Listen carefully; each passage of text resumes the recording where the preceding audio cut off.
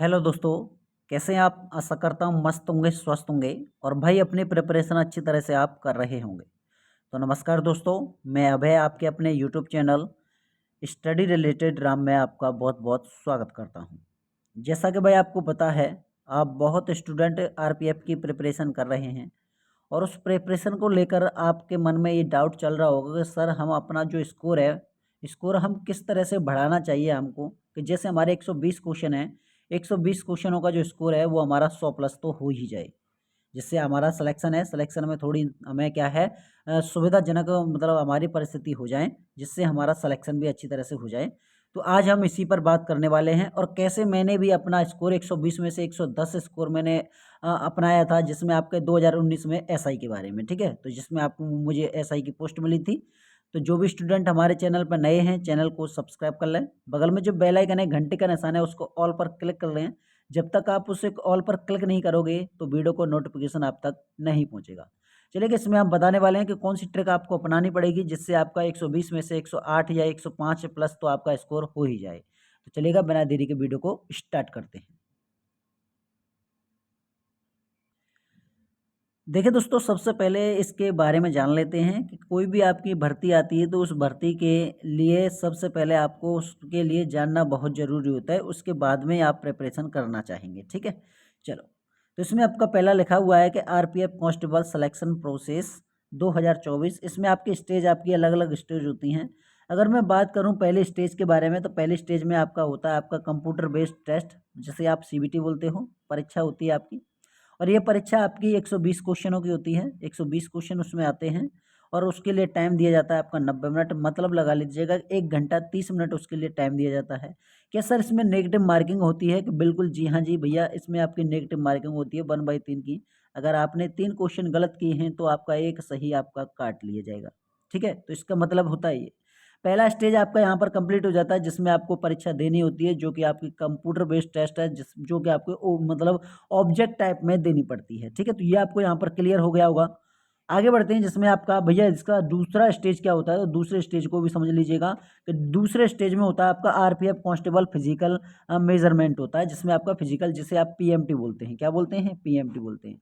आपने exam crack किया है और एग्जाम क्रैक करने के बाद में स्टेज 2 में आप आ चुके हैं और 2 में आपको क्या करना पड़ता है, तो इसमें आपके सबसे पहले अगर मेल हो आप और फीमेल हो आप, तो इसमें आपकी हाइट मापी जाती है। क्या मापी जाती है? हाइट मतलब ऊंचाई मापी जाती है, लंबाई आपकी कितनी है, ठीक है। इसमें आपकी ओनली फॉर मेल की मापी जाएगी, ठीक है, ओनली। देखो, अगर चेस्ट के बारे में बात करें, चेस्ट, तो चेस्ट आपका सिर्फ और सिर्फ मेल का मतलब क्या है कि भैया हमारे जो पुरुष हैं, पुरुषों का चेस्ट मापा जाता है, महिलाओं का कोई चेस्ट इसमें नहीं मापा जाता है, ठीक है। तो यहाँ तक आपको 2 स्टेपों के बारे में आपको क्लियर हो गया है। अब इसमें पीएमटी के बारे में बात करेंगे, तो पीएमटी के बारे में नोट कर लेना। अगर मैं बात करता हूँ मेल की तरफ चलता हूँ, किसकी तरफ? मेल की तरफ चलता हूँ। तो मेल की अगर यूआर और ओबीसी से आप बिलोंग करते हो या कैटेगरी से हो, तो इसके लिए आपकी 165 सेंटीमीटर आपकी लंबाई होनी चाहिए। अगर एसटी से हो आप, तो एसटी के लिए, एससी एसटी के लिए एक 60 सेंटीमीटर होनी चाहिए। कितनी? एक 60 सेंटीमीटर आपकी एससी एसटी के लिए, और ओबीसी यूआर के लिए एक 65 सेंटीमीटर होनी चाहिए। अगर अदर कैटेगरी है, जैसे गोरखास हैं आप, कोई भी अदर कैटेगरी का आता है, तो 163 सेंटीमीटर होनी चाहिए। ये मैं बता रहा हूँ मेल के बारे में, तो नोट कर लेना।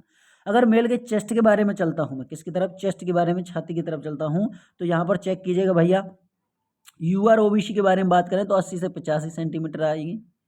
और एससी एसटी के बारे में बात करें तो 76.2 से लेकर आपकी 82.2 यहाँ पर आपकी चेस्ट है। मतलब क्या है कि 80 आपकी नॉर्मल होनी चाहिए और फुलाव आपका 5 सेंटीमीटर तो होना चाहिए दोनों में। ये चाहे आप कोई भी कैटेगरी से हो, यूआर से हो, ओबीसी से हो, एससी से हो, एसटी से हो, किसी से भी हो, ठीक है। चलो, अब आगे बढ़ते हैं। आपका दूसरा स्टेप यहाँ पर कंप्लीट हो जाता है। तो अगर महिलाओं के बारे में भी बात कर लें कि भैया महिलाओं की अगर लंबाई के बारे में बात की जाए, तो यूआर, अगर ओबीसी से कोई भी बहन हमारी यूआर और ओबीसी से है, तो उनके लिए एक 57 सेंटीमीटर होनी चाहिए, उनके लिए क्या भाई? हाइट। और एसटी एसटी से आती है, एससी एसटी से, शेड्यूल कास्ट से आती है, जाति जनजाति से आती हैं, तो एक 52 सेंटीमीटर होनी चाहिए।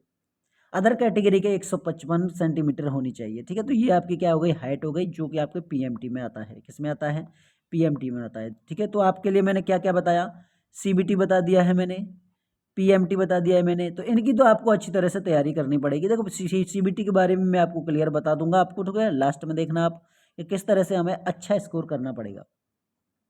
इसके बाद में बात आती है भई हमारे एग्ज़ाम पैटर्न के बारे में कि एग्ज़ाम पैटर्न यही आपके लिए बहुत बड़ी दुविधाजनक बात है कि एग्ज़ाम पैटर्न है, इसकी तैयारी किस तरह से करनी चाहिए। तो इसी पर हम फ़ोकस करने वाले हैं। देखो, अगर बात की जाए इसमें आपकी 3 सब्जेक्टें आती हैं, आपको क्लियर से पता भी है, आप प्रिपरेशन अच्छी तरह से कर भी रहे हैं। तो पहला आता है आपका बेसिक अर्थमेटिक, जिसमें आपको मैथ बोला जाता है, आप मैथ बोलते हैं, जिसमें आपके 35 क्वेश्चन आते हैं और 35 नंबर के आते हैं। इसके बाद में इंटेलिजेंस, जो आपकी general intelligence and reasoning ability, जो कि आपके भैया क्वेश्चन कितने हैं, 35 क्वेश्चन आते हैं और भैया कितने नंबर के, 35 नंबर के आते हैं। और जनरल अवेयरनेस के बारे में बात करें तो 50 क्वेश्चन आते हैं, जिसमें आपके भैया 50 नंबर के आते हैं। तो टोटल मिलाकर आपका जो पेपर आता है वो 120 क्वेश्चनों का आता है। और कितने नंबरों का आता है, तो 120 नंबरों का आता है। अब इसी में हमें देखना है कि 120 नंबर हैं आपके, 120 नंबर में से हमें कितने नंबर लाने चाहिए जिससे हमारा सिलेक्शन हो जाए।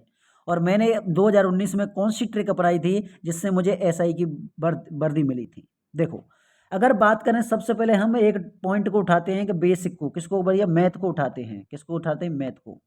तो आपको, अगर आपको पता है, अगर मैथ में आप वीक हो तो सबसे पहले आपको क्या करना है, देखो ध्यान से समझना। मैं परीक्षा के बारे में भी बताऊंगा कि परीक्षा में आप बैठ रहे हो तो परीक्षा में किस तरह से आपको सॉल्यूशन करना है। और अगर आप यहीं पर आप मॉक टेस्ट लगा रहे हो तो मॉक टेस्ट को याद रखना कि मॉक टेस्ट किस तरह से लगाना चाहिए। अगर आप अर्थमेटिक है मतलब मैथ का मॉक टेस्ट लगा रहे हो, आगे आपके कॉन्सेप्ट सभी क्लियर हैं, तो सबसे पहले आप मॉक टेस्ट लगाइएगा। मॉक टेस्ट में सबसे पहले आप जो आपके क्वेश्चन, आपके सरल क्वेश्चन है, नॉर्मल क्वेश्चन है, इजी क्वेश्चन लग रहे हैं आपको, सबसे पहले उनको निपटाइए। आप सबसे पहले उनको निपटाइए। और उनको निपटाने के बाद में आप ऐसा कीजिएगा, ऐसा ना कीजिएगा कि आप कोई भी क्वेश्चन आपका हार्ड है, उस क्वेश्चन में हार्ड में आप लटके ही रह जाएं, अटके ही रह जाएं। तो ऐसा नहीं करना है। आपको टाइम की बचत करनी है। आपको पता है कि 90 मिनट हैं आपके पास में, कितने, 90 मिनट। और 90 मिनटों के लिए आपके लिए 120 क्वेश्चन है, इनको ध्यान से रखना। 120 क्वेश्चन है। कोई भी क्वेश्चन अगर आपको दिखता है कि इस क्वेश्चन में मुझे डाउट लग रहा है तो उसको वहीं पर छोड़ दीजिएगा और आगे बढ़ जाइएगा अगले क्वेश्चन की तरफ। अच्छा, जब आपने वो पेपर क्वेश्चन लगाया है, यहीं पर एग्जाम के बारे में बात नहीं कर रहा हूँ मैं, आपको बात कर रहा हूँ जब आप मॉक टेस्ट लगा रहे हो, तो उसको जब आपके नहीं हो रहा है तो आप उसे सॉल्यूशन को देखिए ठीक से कि वो सॉल्यूशन क्या बोल रहा है, किस तरह से सॉल्यूशन दिया गया है। उस सॉल्यूशन पर अमल कीजिएगा, विचार कीजिएगा उस सॉल्यूशन पर। अब विचार करोगे, उसके बाद में आप मॉक टेस्ट लगाइएगा। तो सबसे पहले मैंने आपको क्या बताया था, पहले सबसे पहले इजी को लगाइएगा, फिर आपको मॉडरेट को लगाइए, और इसके बाद में आपका अगर टाइम आपके पास बचता है, मैं क्या बोल रहा हूँ, अगर आपके पास टाइम बचता है तो आप तीसरा हार्ड को लगाइएगा। ऐसा ना कीजिएगा कि सबसे पहले आप हार्ड पर लगे रह जाएं, और जो आपका टाइम है 90 मिनट, 90 मिनट का बिल्कुल खात्मा करते हैं आप मैथ में। ठीक है, तो आपके 35 क्वेश्चन है, 35 क्वेश्चन में से आपको अच्छा स्कोर करना है तो आपको कम से कम 27 से 28 नंबर करना है मैथ में। मैथ में तो इतना सब कुछ कर लेते हैं क्योंकि मैथ आपका इतना हार्ड नहीं होता है। 27 से 28 क्वेश्चन आपका मैथ का कर लेना है। ठीक है, ये मैथ का हो गया, मैथ का 28 हो गया। अगर बात करेंगे हम general intelligence and reasoning ability, इसके बारे में भी ऐसा ही फंडा है रीजनिंग के बारे में, क्योंकि रीजनिंग का जो क्वेश्चन आते हैं वो घुमाने वाले क्वेश्चन आते हैं, दिमाग को झकझोर देते हैं क्वेश्चनों। अब रीजनिंग के बारे में बात करें तो इसमें आपका क्वेश्चन 35 आते हैं, और 35 क्वेश्चनों के बारे में अगर हम बात कर लें तो इसमें आपका वही फंडा चलता है जो कि आपका मैथ का चलता है। सबसे पहले आप इजी को उठाइएगा, 35 क्वेश्चनों में से सबसे पहले आप इजी को कीजिएगा। अगर आपके इजी इसमें से रीजनिंग में से अगर आपके इजी आपके 15 से 20 क्वेश्चन पाए जाते हैं, फिर भी आपके लिए अच्छा स्कोर है, क्योंकि आपने 27 25 लेकर चलिएगा यहाँ पर, चलो मैथ्स का 25 ले लो, और यहाँ से आपने 20 उठा लिया तो कितना हो गया भैया, 45 स्कोर हो गया आपका। कितना हो गया, 45 हो गया। 45 स्कोर आपका अच्छा स्कोर है।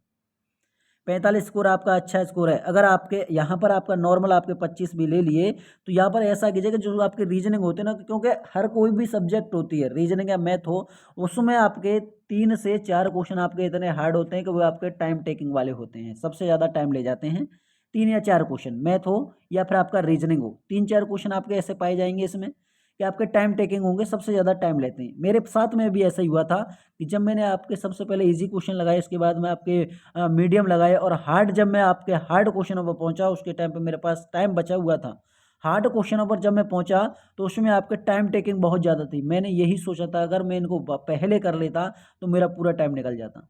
तभी मेरा स्कोर कितना स्कोर रहा था भैया, 108 स्कोर रहा था मेरा। 120 में से 108 स्कोर, बहुत अच्छा स्कोर था। अगर जनरल अवेयरनेस की इसके बारे में बात करें तो 35 है। 35 में से अगर आप 25 भी करते हो, 25 से 30, तो ये भी आपके लिए अच्छा है, क्योंकि 5 क्वेश्चन आपके टाइम टेकिंग वाले होंगे जिससे आपको ज़्यादा से ज़्यादा टाइम खाएंगे, तो उनको आपको लास्ट में रखना है। अगर आप यहाँ से 30 लेते हो, रीजनिंग से 30 लेते हो, ठीक है, रीजनिंग से कितना लेते हो, रीजनिंग से 30 लेते हो, और बात करेंगे भैया मैथ से 25 लेते हो, तो कितना स्कोर आ गया आपका, 55 स्कोर हो गया। ठीक है, तो यहाँ तक आपने 55 नंबर कवर कर लिए हैं जनरल अवेयरनेस, जहाँ से मैथ से और रीजनिंग से दोनों से आप कंप्लीट करते हो 70 में से, किस में से 70 में से आप 55 लाते हो, तो बहुत अच्छा स्कोर है आपके लिए। अब लास्ट में बारी आती है आपकी जनरल अवेयरनेस की, और जनरल अवेयरनेस आपके लिए बहुत ही ज़्यादा महत्वपूर्ण हो जाती है, क्योंकि जनरल अवेयरनेस में आपका जीके जीएस हो गया, साइंस हो गई, आपकी केमिस्ट्री फिजिक्स बायोलॉजी हो गई। आपको पता है कि भैया साइंस के बारे में बात करें तो 7 से 8 क्वेश्चन, किसने 7 से 8 क्वेश्चन, तो ज़्यादा से ज़्यादा आपके 10 क्वेश्चन पूछे जाएंगे साइंस से, इससे ज़्यादा कुछ नहीं पूछा जाएगा साइंस से, ज़्यादा से ज़्यादा 10 क्वेश्चन पूछे जाएंगे। देखो अब इस जनरल अवेयरनेस की तैयारी हमें किस तरह से करनी है। सबसे पहले जनरल अवेयरनेस के आपके मॉक टेस्ट जितने हों, ज़्यादा से ज़्यादा आपके मॉडल पेपर लगाइएगा, मॉक टेस्ट लगाइएगा। सबसे पहले आपकी मोस्ट इंपोर्टेंट हो जाती है तो आपके प्रीवियस ईयर क्वेश्चन, क्या प्रीवियस ईयर क्वेश्चन लगाइएगा, क्योंकि प्रीवियस ईयर क्वेश्चन ढूंढिएगा सबसे पहले, कहीं से भी ढूंढो आप, जनरल अवेयरनेस या फिर आप मैथ हो गया, रीजनिंग हो गया, प्रीवियस ईयर क्वेश्चन ढूंढो, कहीं से भी ढूंढो कि भाई 2019 में जो पेपर आए हुए हैं उन पेपरों को सबसे पहले सॉल्व कराइएगा। और आपको पता है कि हमारे चैनल पर प्रीवियस ईयर जीके जीएस के मॉडल पेपर मैं आपको रोजाना करा रहा हूँ, एक वीडियो आपको मैं आपके लिए रोजाना दे रहा हूँ मॉडल पेपर की, तो उसको आप भली भांति लीजिएगा कि वहाँ से आपका क्वेश्चन कभी बाहर जाने वाला नहीं है, क्योंकि जब मैंने तैयारी की थी तो मैंने कोई भी क्वेश्चन बाहर से नहीं उठाया था, प्रीवियस ईयर क्वेश्चन लगाए थे मैंने जनरल अवेयरनेस के, बहुत अच्छा स्कोर गया था, 45 से 46 क्वेश्चन अब मैंने बिल्कुल सही किए थे जनरल अवेयरनेस के। आपके जो बोलते हैं ना, जो आपके करंट अफेयर्स के क्वेश्चन इधर उधर हो गए थे बस। तो जनरल अवेयरनेस के आपको प्रीवियस ईयर क्वेश्चन लगाना है, और प्रीवियस ईयर क्वेश्चन लगाने के बाद में जब उनका सॉल्यूशन मिलता है ना, एक्सप्लेन मिलता है, एक्सप्लेन को ध्यान से समझिएगा, उनको दिमाग में रखिएगा, क्योंकि एक्सप्लेन से बहुत ज़्यादा क्वेश्चन बनते हैं। अगर आप जनरल अवेयरनेस में 50 में से 40 क्वेश्चन भी कर लेते हो तो ये आपके लिए बहुत अच्छा मौका है। तो 55 आपके ये हो गए, 40 आपके ये हो गए, तो कितना हो गया भैया, 95 स्कोर हो गया, क्योंकि 40 तो आप कर सकते हो, 40 नहीं करोगे तो ठीक है भैया, 40 नहीं करते हो तो आप 35 तो कर सकते हो ना, 35 और 55 कितना हो गया भैया, 90 हो गया। 90 स्कोर आपके लिए बेस्ट है, 90 स्कोर से आपके लिए बेस्ट है। और आपको अगर आप कोई भी कैटेगरी में हो, जनरल, ओबीसी, एससी, एसटी, कोई भी अदरवाइज एनीबडी, कोई भी कैटेगरी में हो, तो आपको 90 प्लस पर आपका सिलेक्शन कोई छीन नहीं सकता है, 120 में से 90 क्वेश्चन। ठीक है, तो अगर आप इस तरह से तैयारी करोगे, मैंने क्या बताया, सबसे पहले आप प्रीवियस ईयर पेपरों को उठाइएगा, मॉडल पेपरों को उठाइए, उसके बाद में आपका मॉडल पेपर है, मॉडल पेपर जो कि आपके कोई भी प्रैक्टिस सेट कर रहा है। जनरल अवेयरनेस के लिए हमारे चैनल पर चल ही रहा है, आपके लिए रोजाना एक वीडियो प्रोवाइड करा देते हैं जीके जीएस की, जिससे आपका कोई भी क्वेश्चन बाहर नहीं जाएगा।